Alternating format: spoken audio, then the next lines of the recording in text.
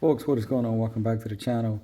So in today's video, I want to talk about the Samsung Galaxy S24 Ultra, which I've had for about a month at this point.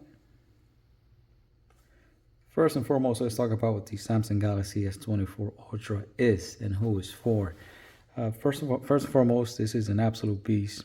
You're talking about 12 gigs of RAM, 256 of storage, or 512, or even goes up to 1 terabyte.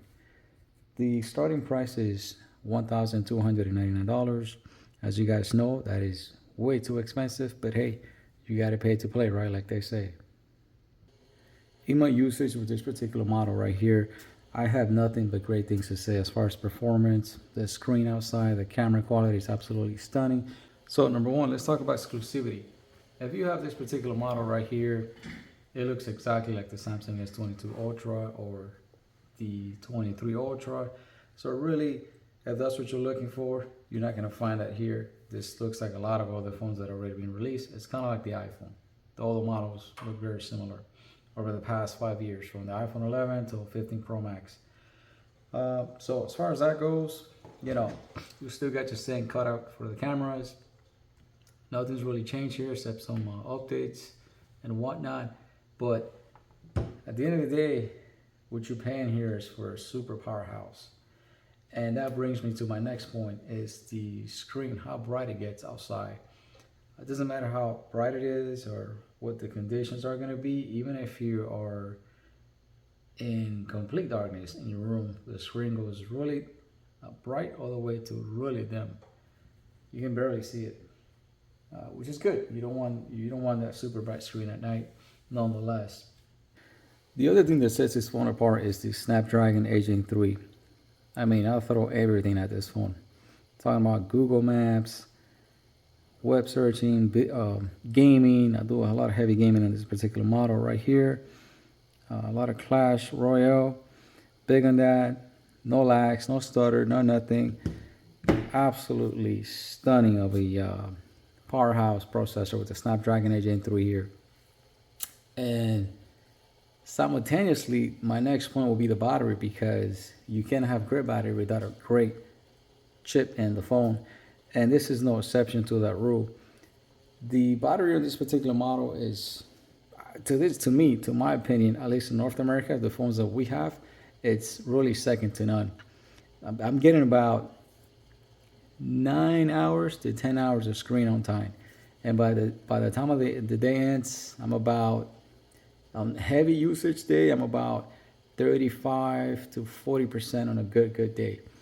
So absolutely, to me at this particular point, the best battery in the game is the S24 Ultra. The 15 Pro Max right here, it's good.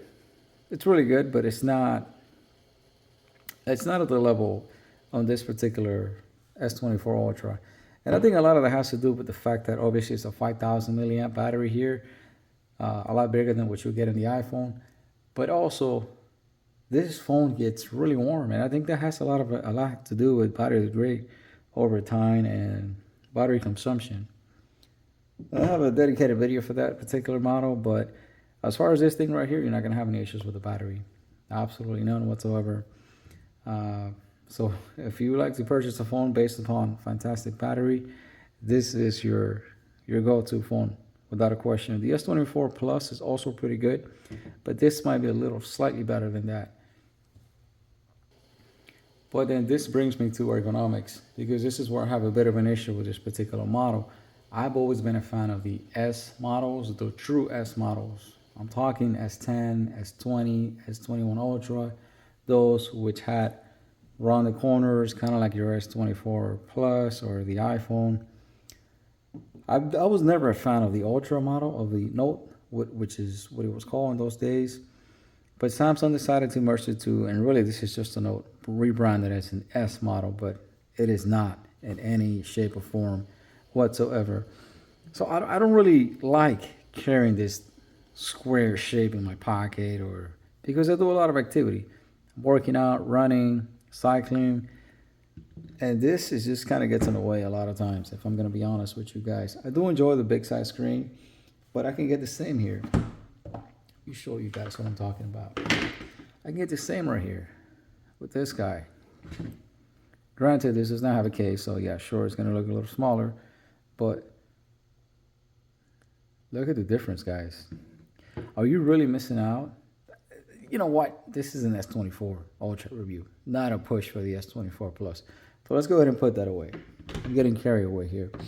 But yeah, getting back to ergonomically for me, it is not something I enjoy carrying around. You might like it. You might not have an issue with that, and that's fine.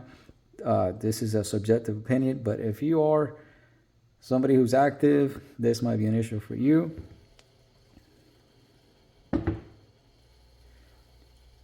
And then finally, what you're here for is really just this amazing camera that this phone has.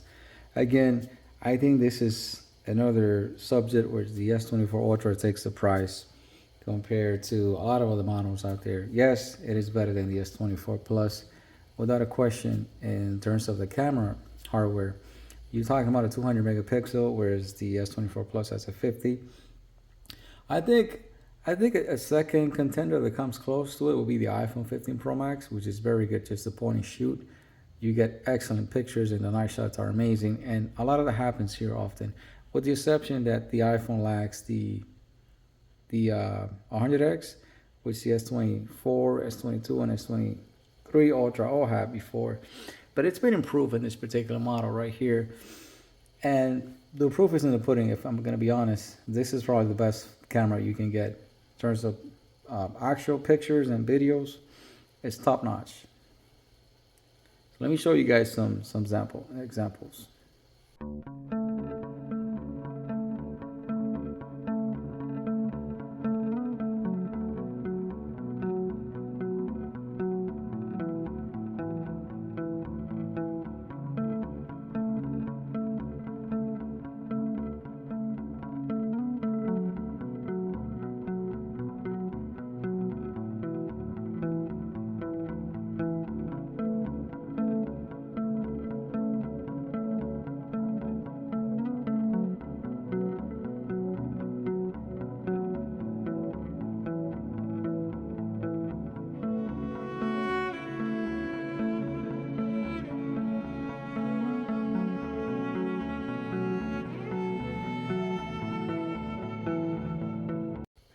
And just to wrap things up, if you're somebody who's on the fence about getting this particular model right here, let's say you have the S22 Ultra, I would say without a doubt, go ahead and do it, because there's a lot of improvements here, especially being the battery.